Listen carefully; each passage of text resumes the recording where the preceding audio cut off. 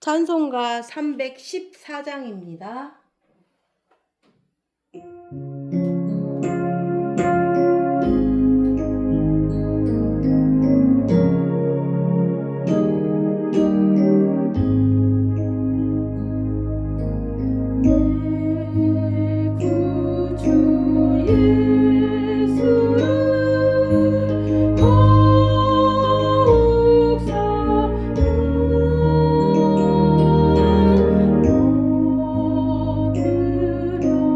이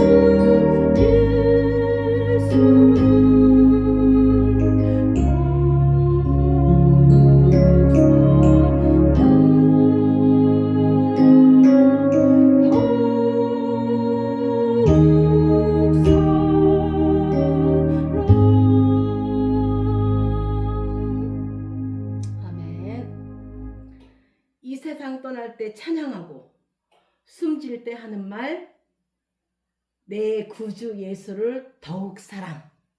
여러분도 이 고백이 있기를 바랍니다. 오늘은 아담 네 번째 이야기입니다. 창세기 3장 16절입니다. 또 여자에게 이르시되 내가 네게 임신하는 고통을 크게 더하리니 내가 수고하고 자식을 낳을 것이며 너는 남편을 원하고 남편은 너를 다스릴 것이니라 하시고. 우리 한 절 더 볼까요? 마태복음 11장 28절입니다.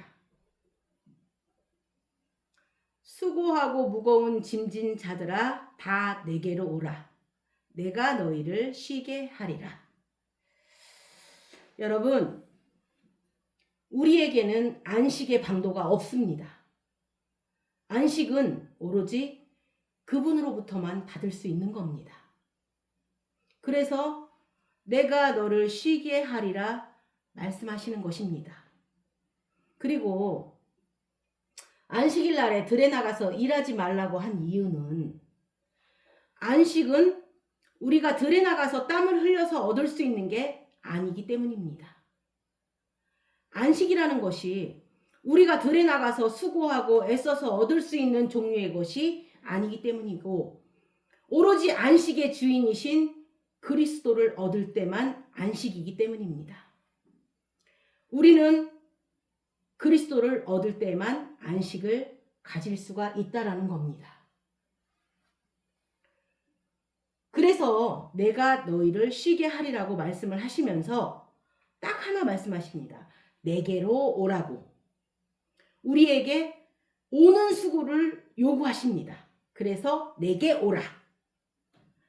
그런데 정작 이상한 것은 성경의 모든 이야기들은 예수님에게 간 사람은 없고 예수님이 찾아오셨다는 겁니다.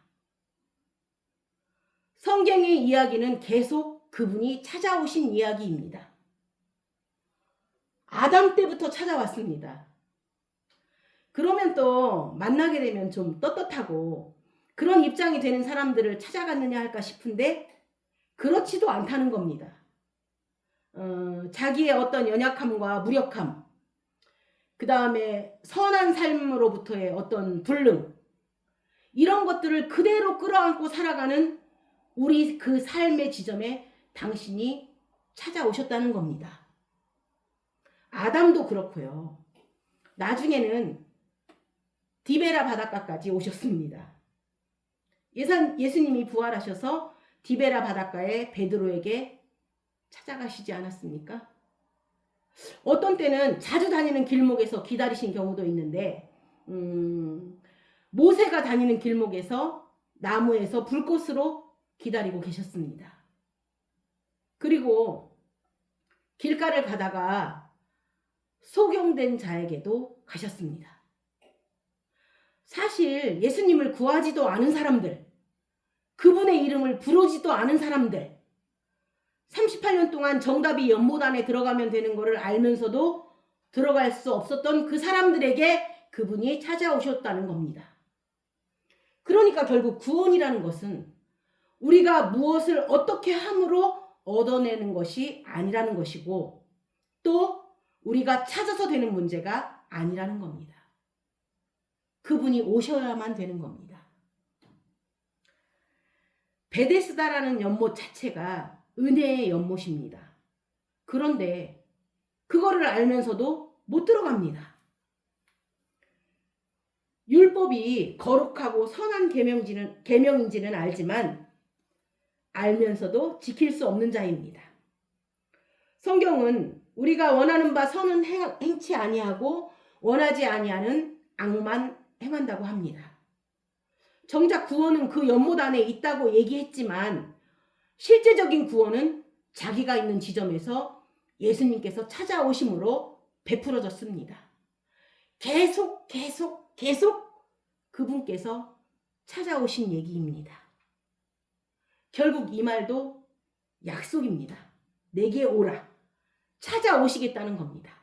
내게 오라 해놓으시고는 정작 올 수 없는 사람들, 볼 수 없는 사람들, 어쩌면 올 필요성조차 본인이 모르고 있는 사람들, 자각하지 못한 사람들, 그런 사람에게까지 긍휼을 베푸셔서 본인이 찾아오신 이야기입니다. 성경의 이야기가 그런 이야기입니다. 오시는 겁니다. 하늘나라가 오는 겁니다. 여기 있다 저기 있다 하지 말고 내 마음 안에 있다라고 하십니다. 그래서 그게 그분이 오셔야 되는 겁니다. 찬양에도 있지요. 주님들을 위하여 주님 찾아오셨네. 주 안에 생명이 있네. 주님들을 위하여 주님 찾아왔으나 사람들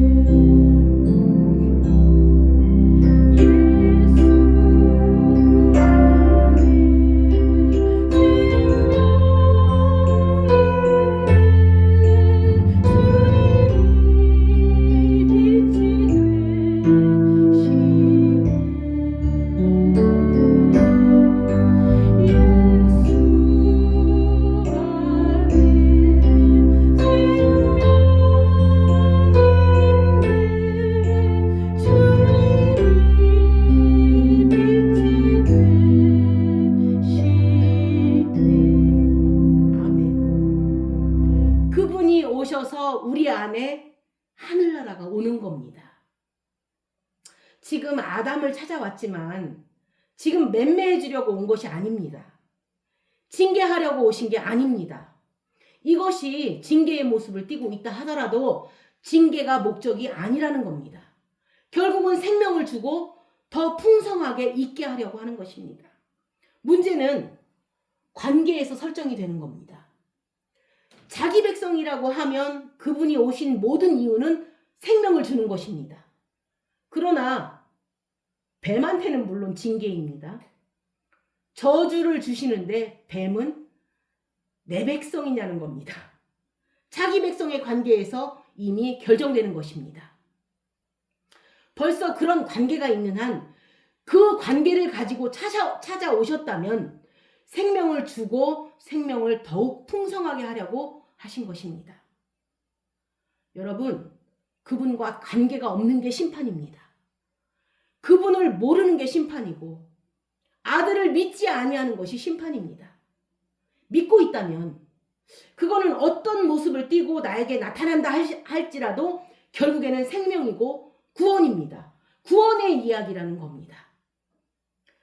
죄를 지은 자에게는 하나님께서 잉태의 고통의 저주를 주는 이야기가 아니다라는 겁니다. 그런 종류의 이야기가 아니라는 겁니다. 본문을 좀 보겠습니다. 잉태의 고통입니다. 창세기 3장 16절입니다. 또 여자에게 이르시되 내가 네게 임신하는 고통을 크게 더하리니 내가 수고하고 자식을 낳을 것이며 너는 남편을 원하고 남편은 너를 다스릴 것이니라 하시고, 여기 개역 개정에서는 임신이라는 단어를 썼는데 저는 개역 한글에 나온 단어로 잉태라는 단어를 쓰겠습니다. 잉태하는 고통을 크게 더하리니. 여러분, 도대체 이게 무슨 이야기인가요? 앞으로 16절, 17절, 18절, 19절에 이제 계속 여자와 남자에게 하시는 말씀이 생명이고 구원인데 어떤 체계를 세우시는 겁니다. 어떤 체계를 세우시는 것인가요? 첫째, 아담으로 창조됐을 때는 그릇으로 창조됐다고 했습니다. 영원한 것을 담는 그릇으로 창조되었습니다. 형상으로 창조되었다고 하는데 이 형상이라는 단어가 그늘이라는 뜻입니다. 그늘, 예표, 이미지 이런 겁니다. 그러니까 형상은 완전한 완성의 단계가 아닙니다. 그런데 그 첫째 아담은 정작 그리스도가 오셔야지만 영생할 수 있는 자가 되는 것입니다. 그래서 첫째 아담은 살아있는 존재입니다. 그리고 마지막 아담은 생명을 주는, 살려주는 영입니다. 그러니까 쉽게 말하면 어떤 혼적 존재에서 영이 되는 과정을 거듭남이라고 합니다. 그리스도가 오시는 겁니다. 그리스도로 옷이 입혀진다든가 그리스도가 그 안에 오셔서 생명이 되어줄 때 하나님의 만들어 나가시는 것이 그런 모든 스케줄 안에 있는 것입니다. 그런데 지금은 아직 온전한 상태가 아니라 온전함을 받아야 된다라는 자기의 그 어떤 상태가 그대로 드러난 겁니다. 사람이 그 겉옷을 입고 있는 이상 그 속이 안 보입니다. 그쵸?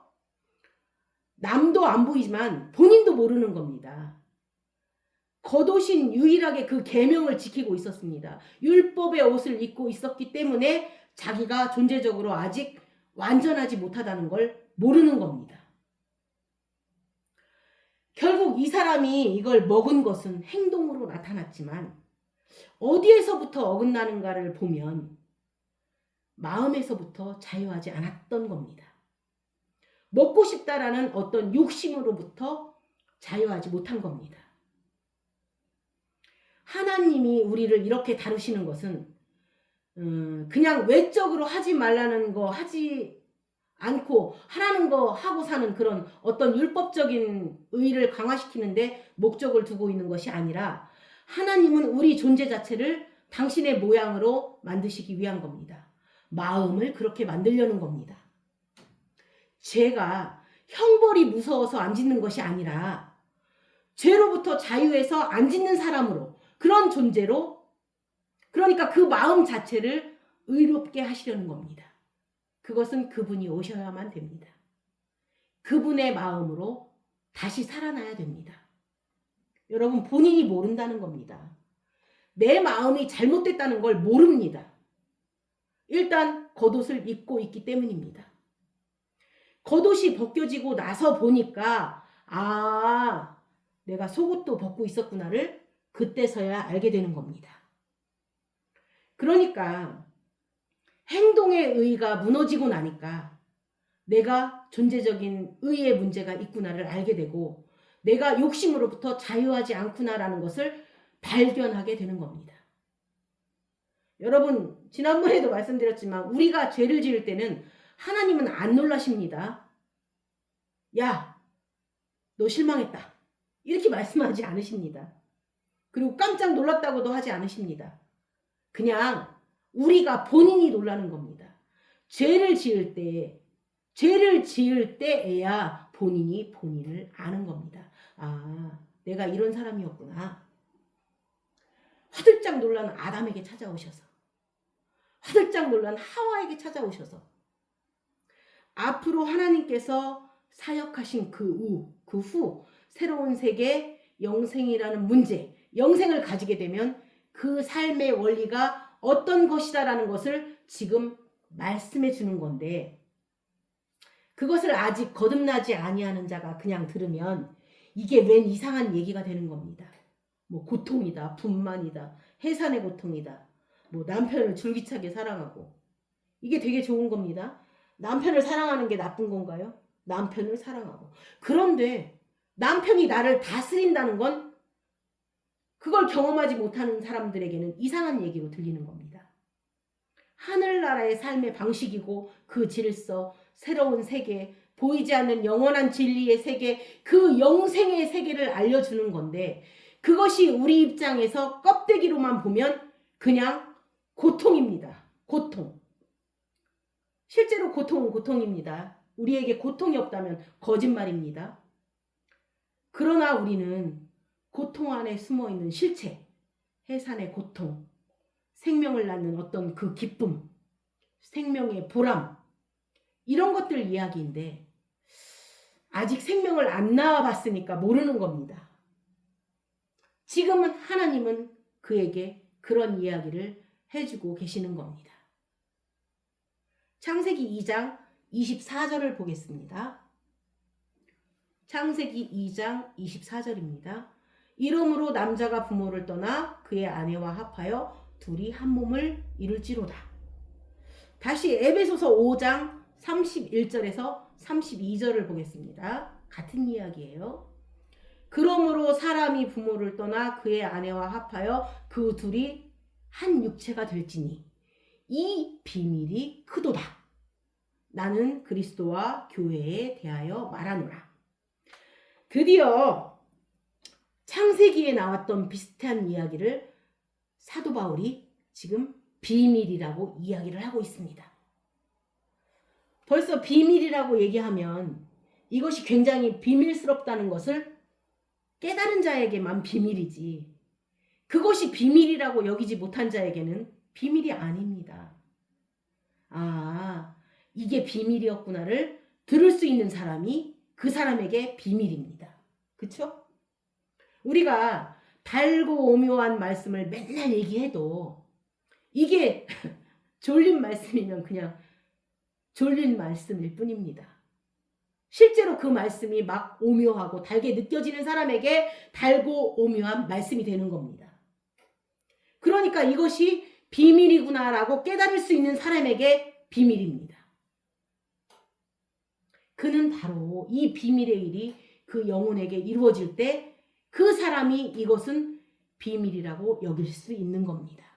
지금 우리가 잉태하는 고통을 이야기하고 남편이 다스리는 이야기를 할 때 이것이 비밀로 여겨져야지 그게 비밀인 거지, 애 낳는 고통이 그 여자 때문이다, 하와 때문이다라고 하면 이상한 얘기가 되는 겁니다.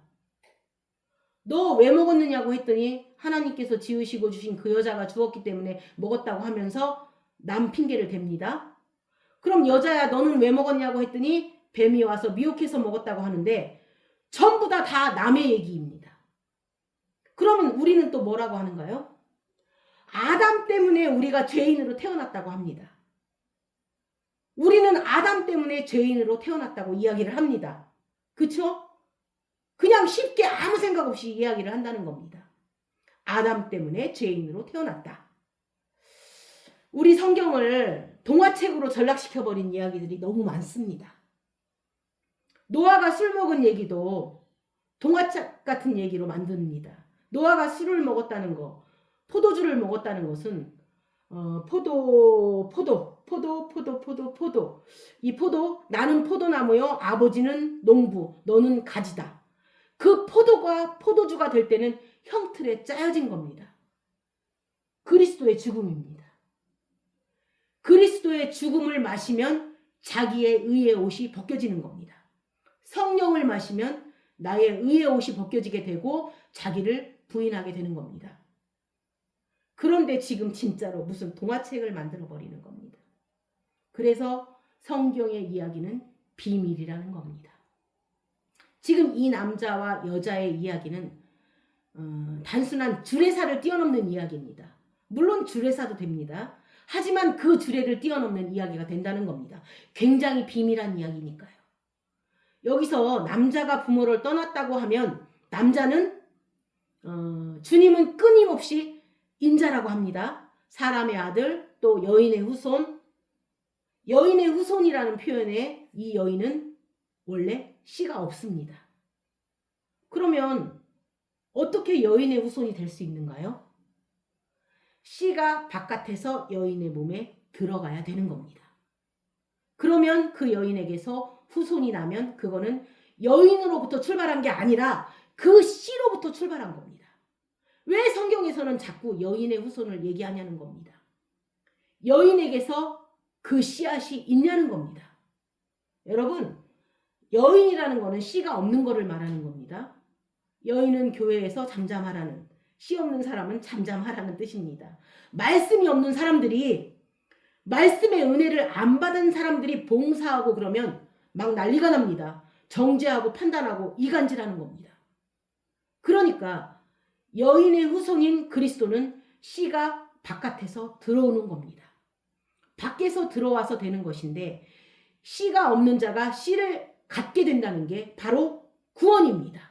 그러므로 산자가 되는 겁니다. 그래서 그 하와를 산자의 어미라고 합니다. 먼저 본인이 산자가 되는 겁니다. 본인이 원래 씨가 없는데 씨가 없는 자가 씨를 얻게 되므로 본인이 먼저 산자가 되고 그러므로 계속 씨를 통하여 생명이 확장되어 나가는 겁니다. 그러니까 이거는 결국 날마다 하는 말인데 그리스도가 우리와 연합하는 이야기가 되는 겁니다. 하빌. 그래서 이거를 성경에서는 안다라는 단어를 쓴다는 겁니다. 사내를 몰랐다. 사내를 알지 못한다 할 때 그 안다라는 단어가 바로 이 연합을 이야기하는 겁니다. 그 단어가 기노스코인데 안다라는 단어입니다. 마리아가 사내를 알지 못했는데 동정녀가 아이를 낳았다는 것은 당연한 겁니다. 그 안다라는 것이 사내와의 연합이 아니라 그리스도와의 연합이니까요. 씨가 들어와서 연합되어지는 건데 그 연합의 경우가 비밀이라는 겁니다. 그리고 이 비밀의 과정에 있어서 고통이라는 단어가 대두가 되는 겁니다. 만약에 성경을 그냥 어떤 글자 그대로 하면 진짜 이게 말이면 이것처럼 싸움을 붙이는 기계가 없습니다. 이거는 하나님의 뜻이 담겨 있는 거지 말에 있는 게 아닙니다. 이 성경을 사람의 말을 가지고 하니까 몇 장 몇 절을 가지고 자꾸 정죄하고 판단하는 겁니다. 자기는 10단이면서 자기랑 틀리면 전부 2단이라고 하고 거기에는 사랑도 없고 용납도 없고 인내도 없고 온유도 없습니다. 사단이 우리를 미혹할 때 말로 미혹하는 겁니다.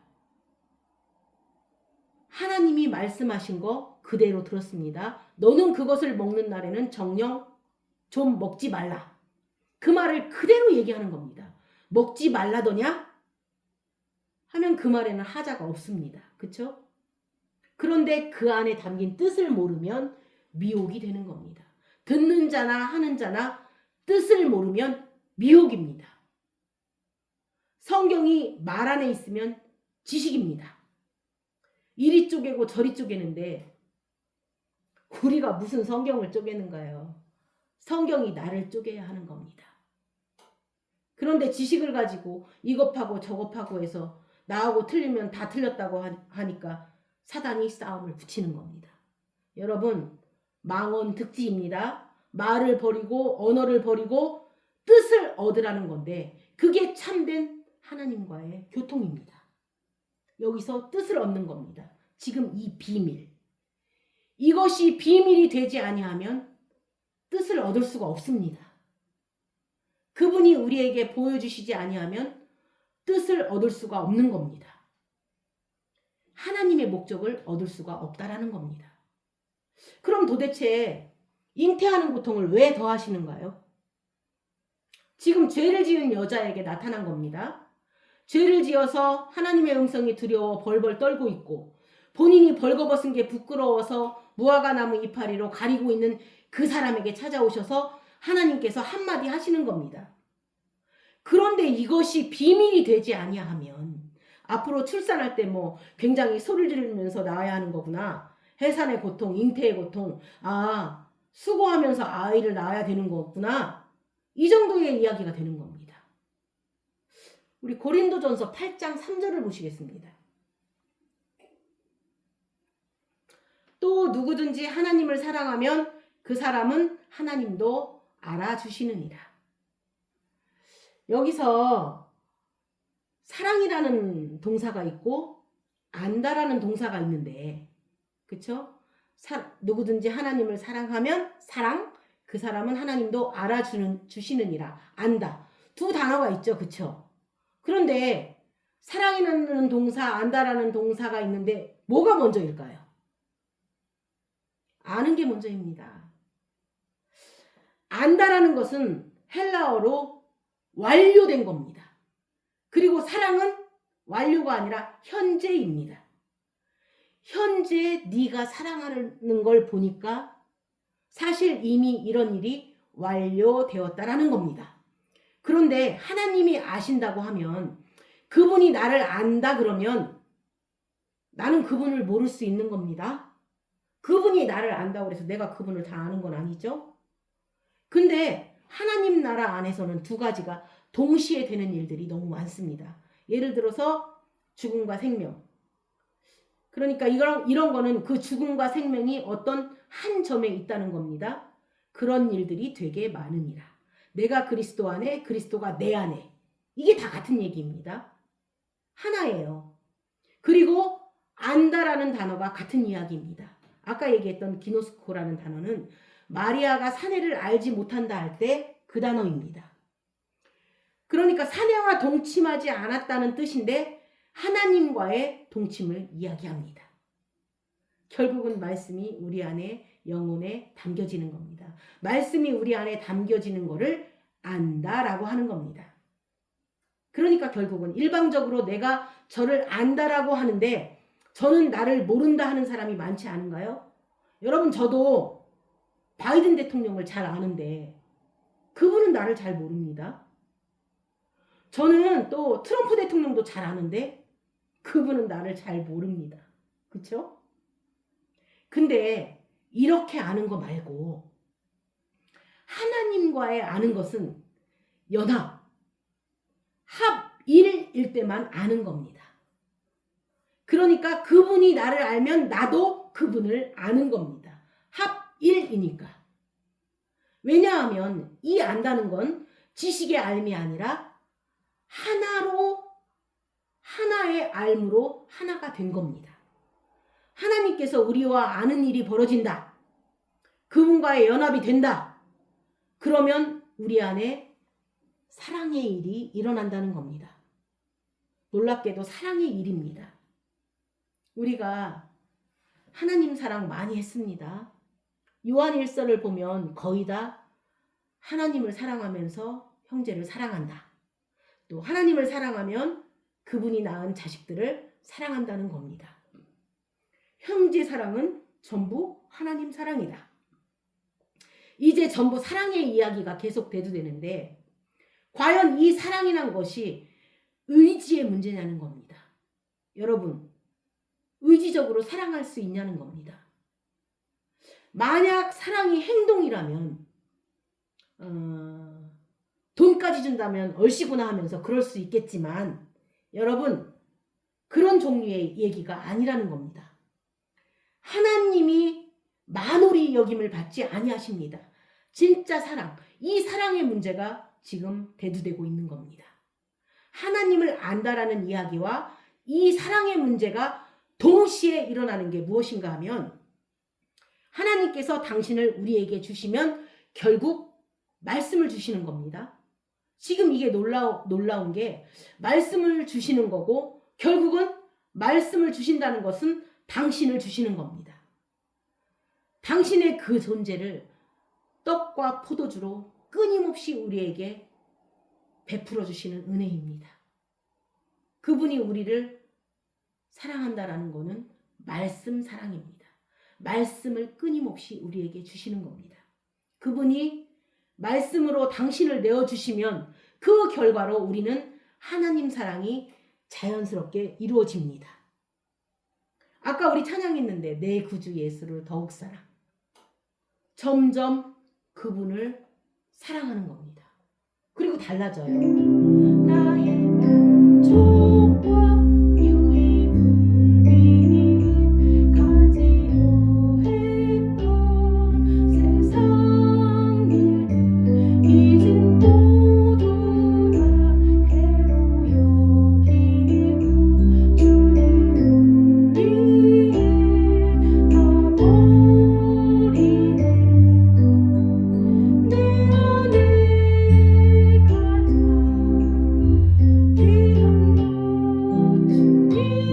주님을 알리라.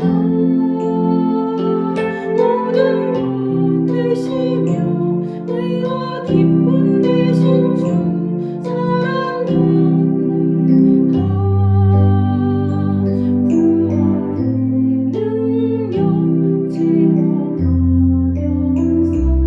체험하면서 주의 고난에 동참하고 주의 죽으심 본을 받아서 그의 생명에 자리하네.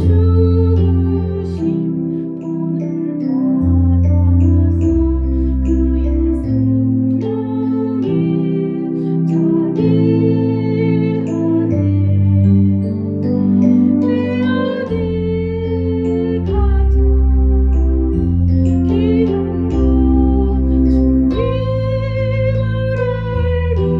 것 주님을 알리라.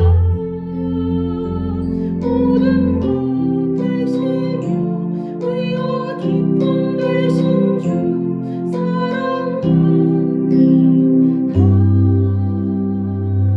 나의 주. 점점 말씀을 받으면 받을수록 진짜 그분을 사랑하는 겁니다.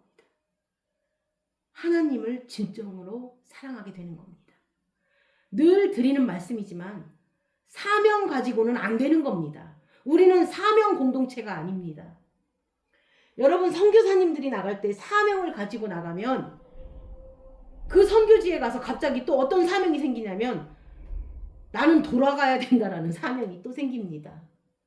그런데요, 사랑, 하나님 사랑 그러면 자연스럽게 영혼 사랑이 되어지면서 그건 진짜 못 말립니다. 목숨까지도 버릴 수 있는 겁니다. 사랑. 모든 것이 사랑이 전제되어서 출발하는 겁니다. 지금 벌써 이 비밀이 사랑으로까지 번지는 이야기들은 결국은 하나님께서 우리와의 연합인데 이 비밀이 크다는 겁니다.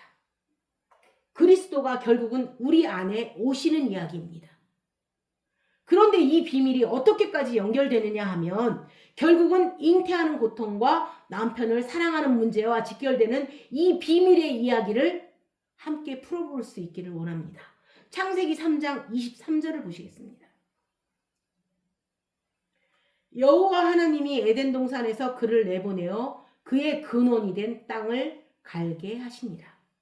여러분, 우리가 흙으로 태어났고 흙으로 지음 받았다고 했습니다. 전에도 말씀드렸지만 결국 흙은 흙으로 돌아간다고 했습니다. 그러면 흙으로 돌아가는 것이 저주인가요? 흙은 흙으로 돌아가지만 그 흙으로 출발한 존재에 생명이신 그리스도가 들어와서 그 생명으로 만드시는 일이 있습니다. 흙에 씨가 뿌려지고 물이 뿌려지면 밭이 된다고 했습니다. 그게 결국은 우리를 동산으로 만드는 겁니다. 흙으로 지어서 동산으로 만들어서 계속 열매 맺는 채소, 열매 맺는 나무, 계속 우리를 열매 맺는 나무로 만들어내는 겁니다. 그래서 밭을 만들어내는 겁니다. 밭으로 된 것은 생명이 있고 본인도 살아나지만 살려주는 영이 되는 겁니다. 계속 살려주고 살아있고 살려주고 하면서 그 하나님과 영생하는 존재가 되는 겁니다. 그리고 영생하지 아니하는 흙은 그냥 흙으로 돌아가는 겁니다. 사실은 사람의 인체가 흙으로 만들어진 건 아니지만 여러분 장례를 치를 때 보면 여러분도 장례를 많이 가족들 간에도 그렇고 장례를 많이 치르셨죠. 저도 시집 와서 장례를 몇 번 치렀는지 몰라요. 손가락으로 꼽을 수 하나 둘 셋 넷 다섯 여섯 일곱 많아요. 그런데 장례를 치를 때 보면 이게 무슨 뜻인지를 여러분이 짐작할 수가 있습니다. 아, 사람이 이런 거구나. 그렇죠. 그렇지만 그렇게 끝나는 게 아닙니다. 죽은 그분이 사라질 때 영혼이 살아난 겁니다. 그래서 흙으로 지어졌지만 끊임없이 하나님의 비밀, 그분의 놀라운 역사로 그분의 잉태하는 고통을 통해서 새 생명의 역사가 계속 일어나서 그 영생하는 거듭난 존재는 하나님의 영혼이 사는 겁니다. 그런데 흙은 흙입니다. 흙으로 돌아가지만 그 흙이 밭이 되는 영생의 부분이 있다라는 겁니다. 그럼 그 흙이 밭이 된다라는 것이 그냥 간단하게 씨가 뿌려져서 생명이 나느냐? 그렇지 않다는 겁니다. 항상 생명에는 놀라운 요소들이 그 안에 있다는 겁니다. 일단은 그 밭을 가는 문제가 있습니다. 밭을 갈아야 되는 거 아닌가요? 히브리서 4장 12절에서 13절을 보겠습니다. 하나님의 말씀은 살아있고 활력이 있어 좌우의 날선 어떤 검보다도 예리하여 혼과 영과 및 관절과 골수를 찔러 쪼개기까지 하며 또 마음의 생각과 뜻을 판단하나니 지으신 것이 하나도 그 앞에 나타나지 않음이 없고 우리의 결산을 받으실 이의 눈앞에 만물이 벌거벗은 것 같이 드러나느니라. 여러분 말씀이 들어오면 그냥 우리한테 생명을 낳고 하는 간단한 문제가 아닙니다. 먼저 우리 마음의 밭을 기경하는 일들이 생깁니다. 예수님은 농부시잖아요. 그쵸? 예수님은 생명의 참포도 나무 아버지는 포도원 농부시니 가지들의 열매를 맺지 않으면 아낌없이 찔러서 던지시리라.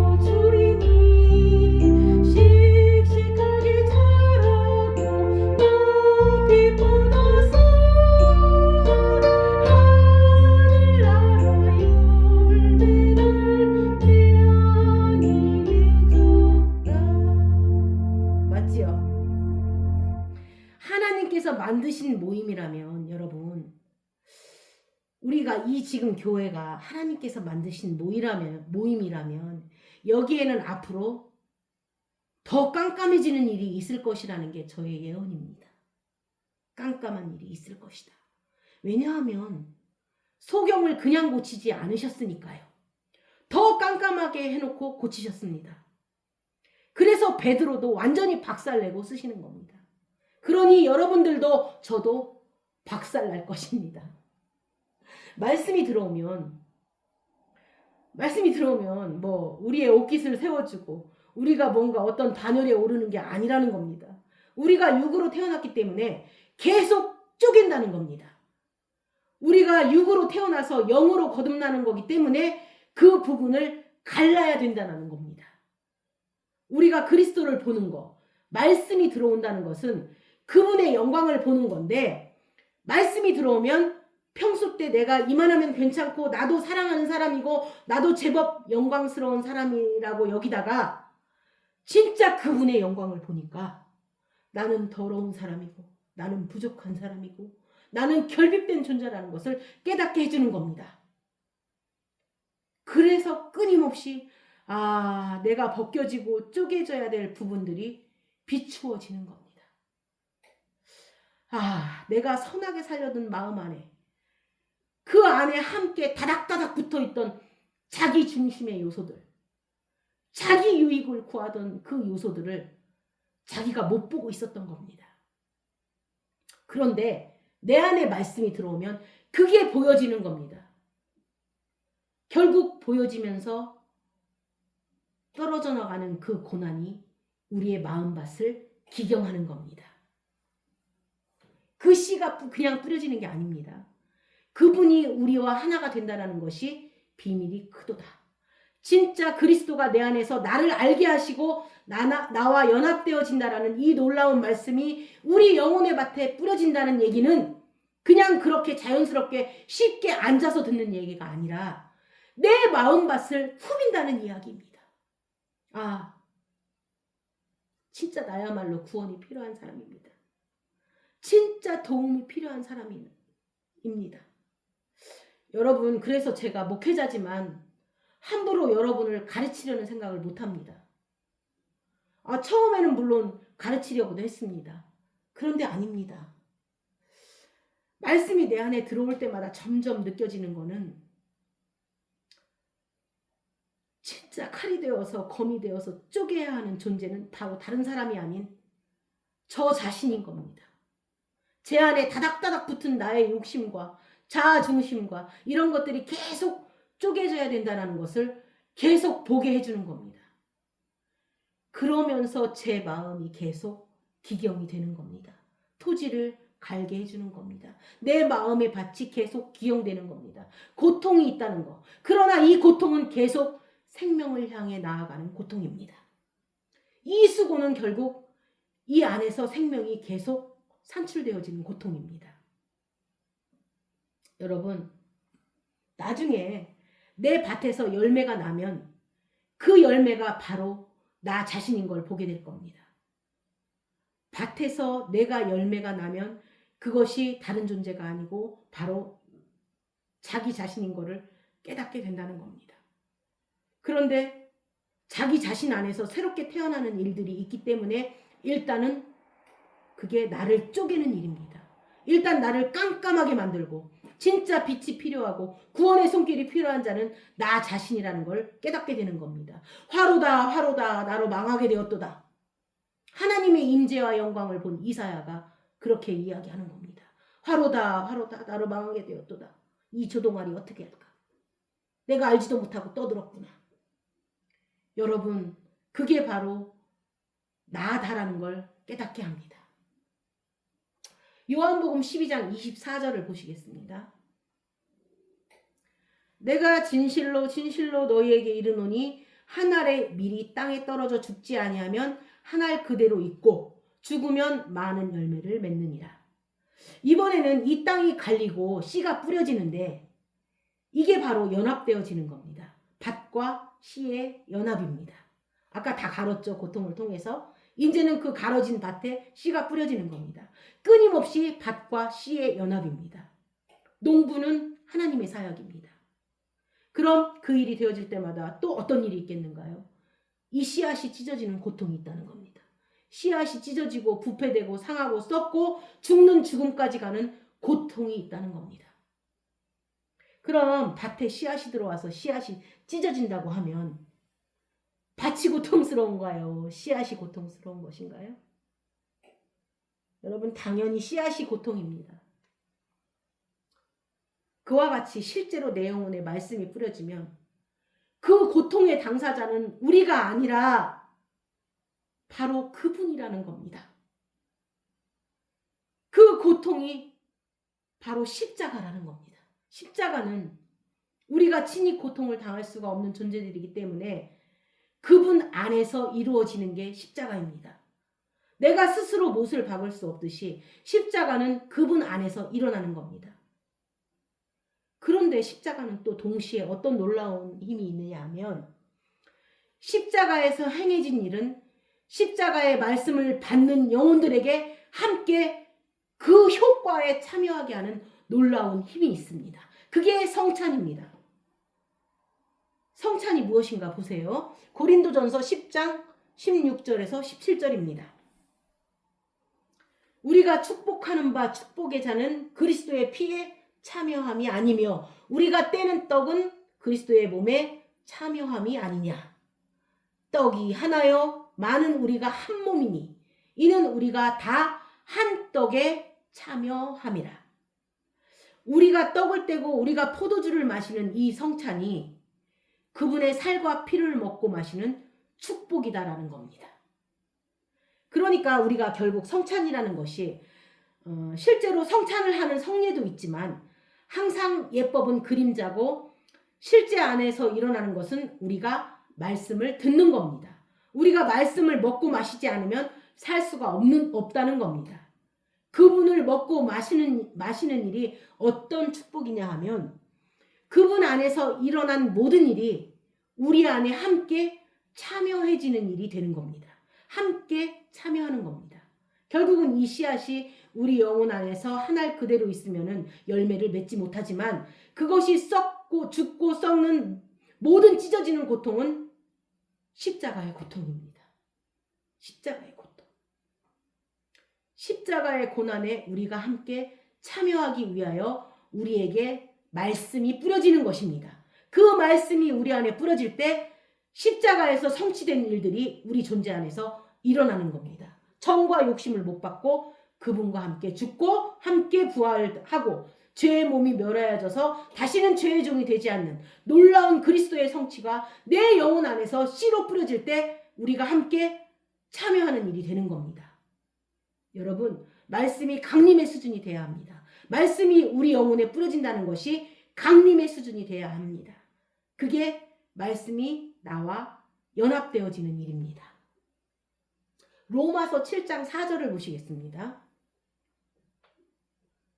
그러므로 내 형제들아 너희도 그리스도의 몸으로 말미암아 율법에 대하여 죽임을 당하였으니 이는 다르니 곧 죽은 자 가운데서 살아나신 이에게 가서 우리가 하나님을 위하여 열매를 맺게 하려 함이라. 아까 우리가 죽음을 여러 번 경험할 때 고난의 끝이 죽음이기에 고난과 죽음을 같이 보는데요. 하나로 본다고 그랬죠. 그런데 우리가 밭의 상태에서 그냥 끝날 수도 있습니다. 고난을 당하는 거는 씨를 받기 위한 죽음입니다. 그렇죠? 그런데 그 죽음이 또 어떤 죽음까지 연결되냐면 열매를 내기 위한 죽음이 또 있습니다. 그러니까 기독교에서 죽음은 항상 또 다른 생명과 계속 일치해 나가는 겁니다. 계속 열매를 만들어내는 겁니다. 여러분, 꽃이 그냥 그대로 달려있다고 하면 꽃일 뿐이지 열매를 내겠는가요? 꽃이 떨어지고 잎이 떨어지고 거기서 열매가 달리는 겁니다. 우리가 만약에 두부를 먹었는데 그 두부가 내 안에서 한 모 그대로 있다면 되겠는가요? 두부 그거 내 몸 안에서 죽는 겁니다. 두부 내 몸에 주고 내 몸 안에서 죽는 겁니다. 소금이 내 몸에서 녹으면서 그 생명이 우리 안에 살과 피 안에서 살아나는 겁니다.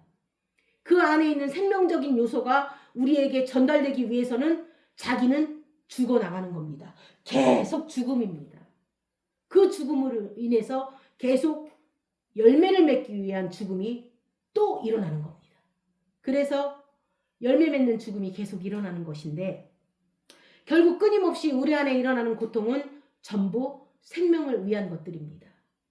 기경하는 고통과 그 안에서 십자가의 고난에 참여함과 열매를 맺는 고통과 그 다음에 또 있어요. 그 다음에 소망이 이루어지는 고통도 있습니다. 소망이 이루어지는 고통도 있습니다. 로마서 5장 3절에서 4절입니다. 다만 이뿐 아니라 우리가 환난 중에도 즐거워하나니 이는 환난은 인내를, 인내는 연단을, 연단은 소망을 이루는 줄 알미로다. 하나님의 소망을 이루는 줄 알미라입니다. 연단이요 여러분. 나의 소망을 계속 없애고 하나님의 소망을 이루는 겁니다. 나를 진짜 성숙하게 했던 거, 나로 하여금 진짜 절절히 그분을 사랑하고 그분의 사랑을 가감없이 전하게 하는 겁니다. 바울도 그리스도의 심장으로 전한다는데 부족하지만 저도 그게 무슨 뜻인지 알아갑니다. 그것은 그리스도의 심장의 사랑을 받아본 자의 이야기입니다. 그분이 자기 심장으로 사랑을 하면, 그 심장의 사랑을 받으면 우리도 그걸 절절하게 전할 수가 있습니다.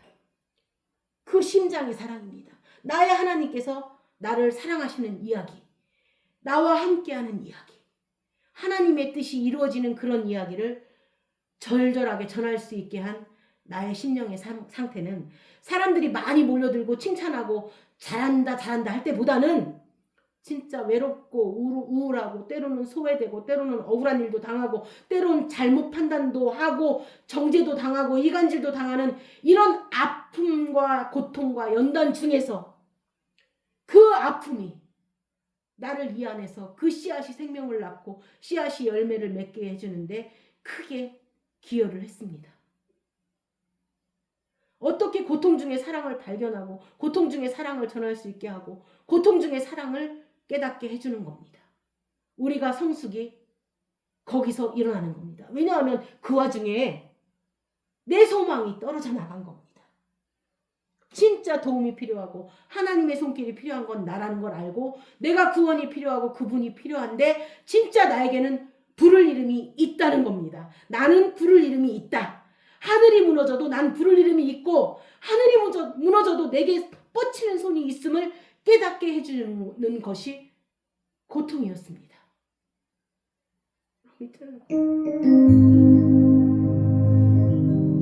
아버지 불러만 봐도 그 사랑이 놀라요. 나 같은 죄인을 사랑하신 아버지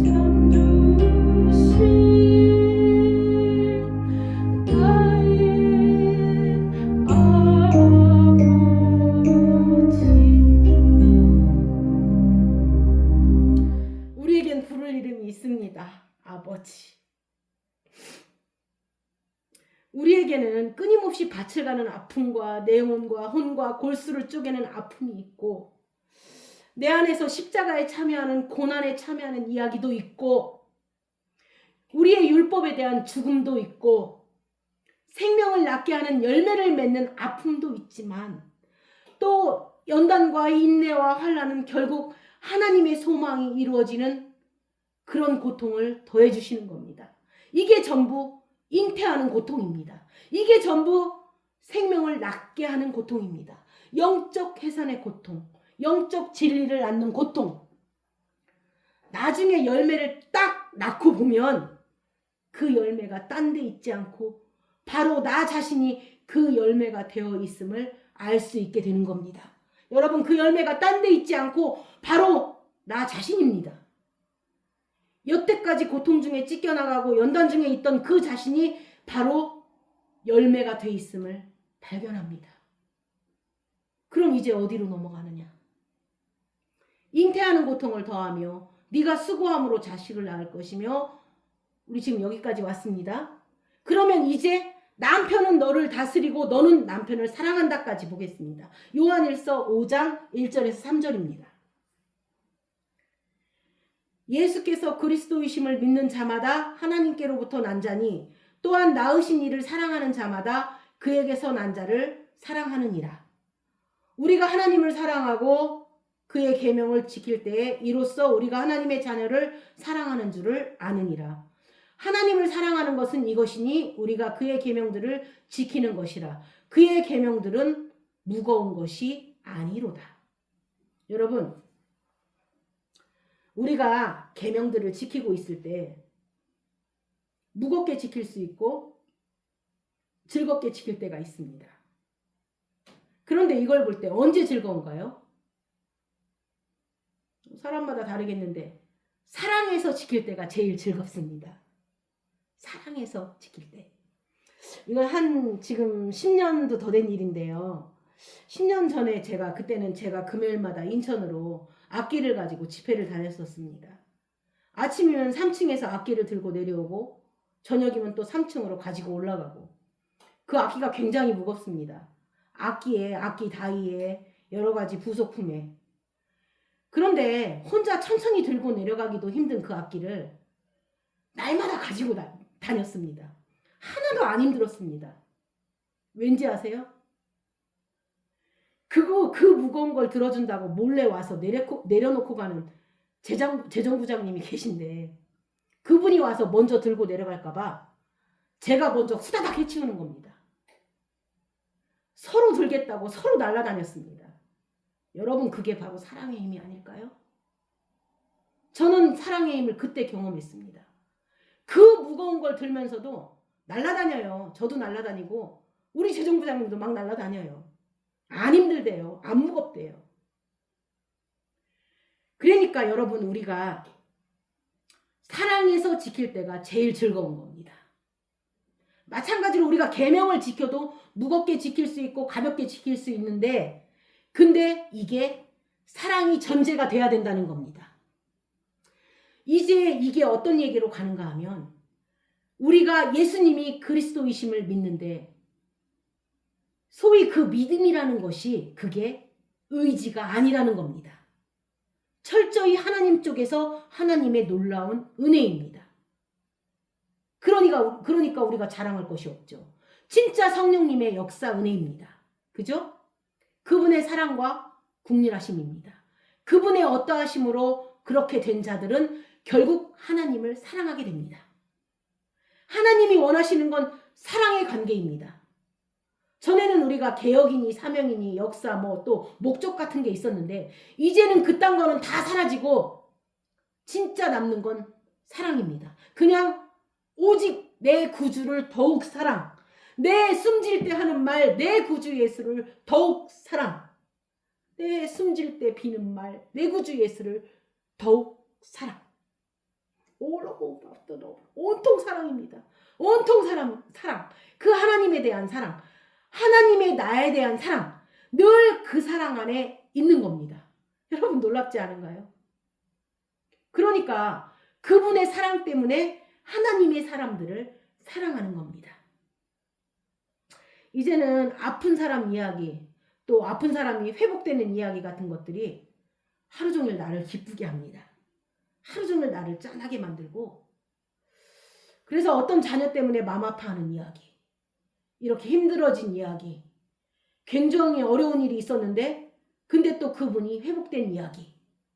여러분, 이건 사람의 의지의 문제가 아닙니다. 또 어떤 사역을 내가 잘하기 위해서 노력하는 문제도 아닙니다. 저는 나중에 욕할지 모르겠어요. 저는 사역자로서는 빵점입니다. 저는 진짜 참 좋은 사역자가 못 되지만 제가 성도를 사랑할 때마다 그 사랑은 하나님의 사랑과 직결되는 사랑이라는 걸 깨닫습니다. 막 절절하고 혼자 있어도 눈물이 나고 그 영혼이 잘된 것으로 인하여 내가 기뻐하는 것은 진짜 하나님 사랑과 직결되는 것입니다. 그리고 그 하나님 사랑은 바로 그 잉태하는 고통 중에서 태어난 열매입니다. 하나님이 나를 아시는 것, 말씀이 나와 연합되어질 때마다 우리는 사랑의 관계로 직결되는 겁니다. 생명이 하나가 되는 겁니다. 그래서 자기 그러는 겁니다. 바로 나라는 겁니다. 우리가 서로 사랑할 때는 한 몸이 되는 거니까 자기 하지 않는가요? 그게 좀 안 좋아지니까 왼수가 되는 거지만 자기 하는 겁니다. 그분과 자기를 이루고 그분과 하나를 이루고 그것이 나에게 놀라운 사랑으로 직결되고 그 사랑이 결국 그에게서 난 자를 사랑하느니라가 되는 겁니다. 그래서 사실은 가슴 저미는 이야기가 얼마나 많은지 모릅니다. 이 설교를 들으시는 많은 분들도 말로 다 표현할 수는 없지만 각자 사연들이 너무 저미는 이야기들이 많은데요. 제 마음도 이런데 하나님은 얼마나 사랑하시겠는가요? 하나님께서 그 한 사람 한 사람을 얼마나 불쌍히 여기시겠는가요? 제가 지금 이런 이야기들을 했지만 여러분, 그걸 담임 목회자한테서 찾으시면 안 됩니다. 왜냐하면 저는 하나님이 아니기 때문에 그걸 다 골고루 할 수가 없는 겁니다. 어떨 때는 한 사람도 벅찹니다. 그런데 그 한 사람이 저의 레이더 안에 들어왔을 때 제 가슴을 저미게 한다면 그 사람은 무엇이겠는가요? 하나님께서 나를 통해서 그리스도의 심장으로 그 한 사람을 사랑하게 하는 이야기일 겁니다. 여러분에게도 그런 사랑의 짐들이 있고 사랑의 형제들이 있을 겁니다. 여러분, 그 사랑의 형제들이 결국 열매의 증거이기 때문입니다. 우리가 소위 말하는 열매가 교회만이 짓고 교인들이 늘어나고 어떤 사람이 일을 하고 신학교를 가고, 물론 그런 외적인 것도 있겠지만 결정적인 거는 다 사랑하는 사람으로 달라지는 겁니다. 우리가 열매가 되었다고 하는데 나중에 보면 결국은 사랑이라는 겁니다. 하나님을 사랑하는 자마다 형제를 사랑한다고 하는데 결국 형제 사랑의 출발은 하나님의 사랑이고 하나님의 사랑의 출발은 말씀 사랑이다라는 겁니다. 그리고 연합 안에 있는 그 고통의 효소가 뭉쳐지는 겁니다. 그래서 많은 사람이 이 고통의 문제를 갖고 있는데 그 문제, 그 고통이 결국은 전부 재료가 돼서 결국 하나님 사랑, 내 구주 예수를 사랑하는 일과 형제 사랑하는 일로 열매를 맺게 되어 있다는 겁니다. 가끔 굉장히 힘들 때가 있습니다. 너무 억울하고 왜 이렇게 시험도 잘 받고 왜 이렇게 오해도 잘하고 왜 그러는지 모르겠는 겁니다. 그래서 저들은 다 밴댕인가 싶은데 생각해보면 저는 또 더 심합니다. 시험 받는 사람에 대한 시험이 너무 큰 겁니다. 나는 더 밴댕입니다. 난 진짜 밴댕입니다. 그거 좀 용납해야 되는데 왜 이런 거 가지고 시험 받니 하는 나는 더 시험을 받는 겁니다. 그런데 나중에 봤더니 이 모든 일이 end up loving God, 결국 하나님을 사랑하는 일로 바뀌게 됩니다. 여러분, 손해보는 일이 하나도 없습니다. 지금 당장 이거 낭패다, 이상한 헛소문이 돈다, 이상한 사람들이 오해한다. 함부로 얘기하고 다닌다. 사람들이 이간질한다. 어느 순간 내가 왕따다. 사람들이 나를 잘못 알고 있다. 오케이. 괜찮습니다. 우리는 더 센 사람들이 되는 겁니다. 더 센 사람입니다. 놀라운 일들이 일어나는 겁니다. 그러니까 여러분 그거요. 억울한 거, 오해, 헛소문 풀러 다니지 말라는 겁니다. 그러면 오히려 다른 데서 더 큰 손상을 입게 됩니다. 가끔 연세가 굉장히 많이 드신 할머니들이라도 보면 그 할머니들을 보면 한평생 고통과 연단 속에서 살았는데 그분들이 가만히 앉아서 숨만 쉬고 있어도 그 영역을 느낄 때가 있습니다.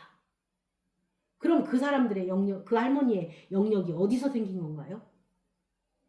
분명히 잉태하는 고통 속에서 힘이 생긴 겁니다. 저처럼 막 왔다리 갔다리 안 하고 가만히 앉아 있어도 그분의 영역이 전달이 되는 겁니다. 여러분 생명의 열매가 나에게서 나타나는 겁니다. 사랑이 얼마나 즐거운 일인데요. 이것이 그냥 생겼으면 즐거운 게 아니고 가치가 없는 건데 그 잉태하는 고통 속에서 만들어내는 열매라는 겁니다. 우리가 잉태하는 고통 속에서 하나님을 사랑하고 그의 계명을 지키게 되는데 사랑하니까 지켜지는 겁니다. 우리가 하나님의 자녀도 사랑하고 하나님을 사랑하는 것이 결국은 이 계명이 가볍게 지켜지는 겁니다. 즐겁게 지켜지는 겁니다. 사랑. 너는 남편을 사랑하고 이건 하나님 나라의 질서입니다. 잉태하는 고통 후에 남편을 사랑하는 일은 우리에게 주신 너무너무 귀한 축복의 잔이라는 겁니다.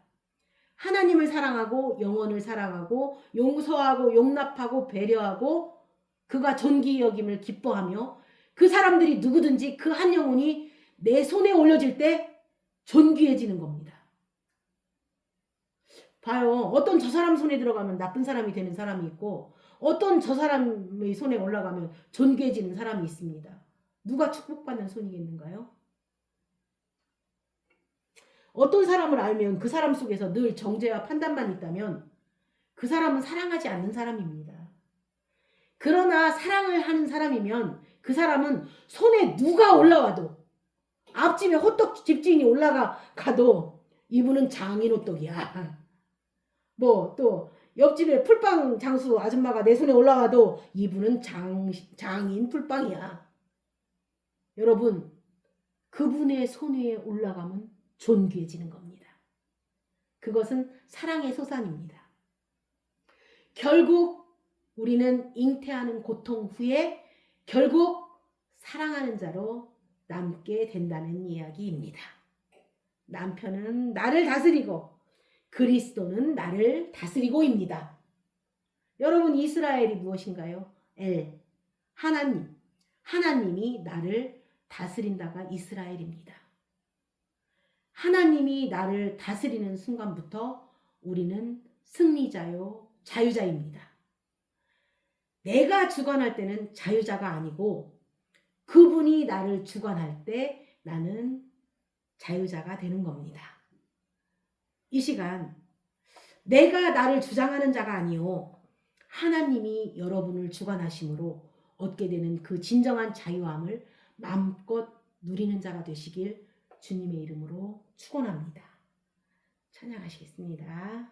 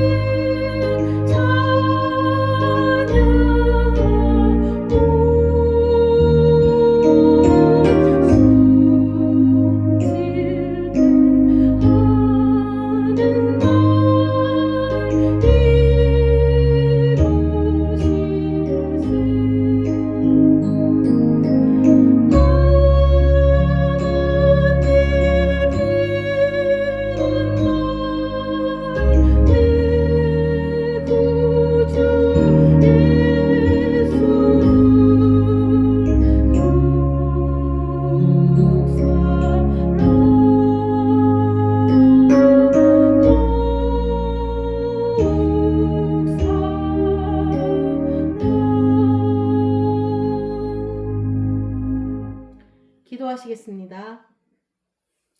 살아계신 하나님, 우리의 일생 동안 하나님을 아는 일이 우리의 삶이 되게 하여 주옵소서. 하나님 당신을 알므로 인해서 당신을 사랑하는 사람이 되게 하시고 우리 일생이 사랑하는 일로 충만하게 하여 주옵소서. 나에게 말씀으로 사랑하여 주시고 우리가 어떠한 고통이 있다고 할지라도 그것이 생명을 낳는 고통인 줄 믿사오니 결국 그 열매로 인한 사랑으로 내 영혼이 주님을 송축하는 놀라운 삶이 되게 하여 주옵소서. 우리가 당연히 비는 말이 있다면 내 구주 예수님을 더욱 사랑하는 그 한마디가 우리의 이야기가 되게 하여 주옵소서. 감사드리며 예수 그리스도의 이름으로 기도드렸습니다. 아멘.